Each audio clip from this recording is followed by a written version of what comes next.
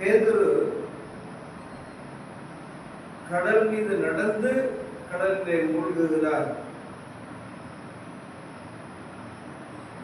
ஆண்டவர்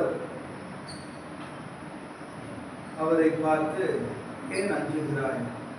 ஆண்டவரே என்னை காப்பாற்றும் என்று கேட்டபோது, ஏன் அஞ்சுகிறாய்? நம்பிக்கை குன்றியவனே ஏன் அஞ்சுகிறாய்?